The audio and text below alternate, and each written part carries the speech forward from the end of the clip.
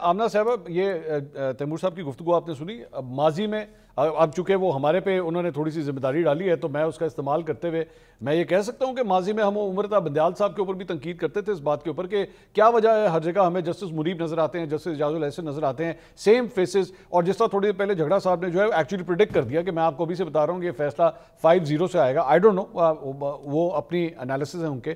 لیکن اسی طرح بندیال صاحب کے دور میں بھی جو ہے وہ فیصلے پریڈکٹ کیے جاتے تھے کہ جی یہی آئے گا، یہ 3-2 آئے گا، یہ 4-1 آئے گا. لوگوں نے پریڈکٹ کرنا شروع کر دیے تھے. پرابلم یہ ہے کہ اگر اس وقت غلط ہو رہا تھا جب آپ لوگ کمپلینٹ کرتے تھے اور ہم نے نون لیگ کے رہنماؤں کی یہ چلائی بھی ہم نے ماضی کی گفتگو، اب آپ لوگوں کو ہی نہیں لگتا یہ سب کچھ غلط ہو رہا ہے؟ دیکھیں، پہلی بات تو یہ ہے کہ کمیٹی اسی لیے تشکیل کی گئی تھی تاکہ وہ جو ایک شخص کے پاس اتھارٹی تھی اس کو کمیٹی پہ ڈیوالو کر دیا گیا تھا.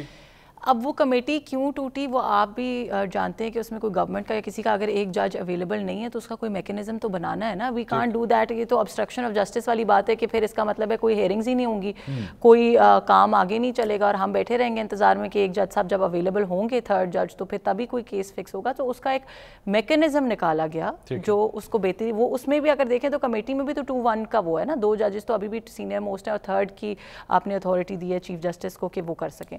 اور دوسری بات جو ہے کہ آئی تھنک اس کو پچھلی والی بات سے یا جو پی ایم ایل این کی لیڈرشپ باتیں کرتی رہی اس سے لنک کرنا میں نہیں سمجھتی کہ اس کی کوئی ریلیونس ہے، کیونکہ اس وقت بھی پی ایم ایل این یہ کہہ رہی تھی کہ یہ فیصلہ غلط آیا ہے.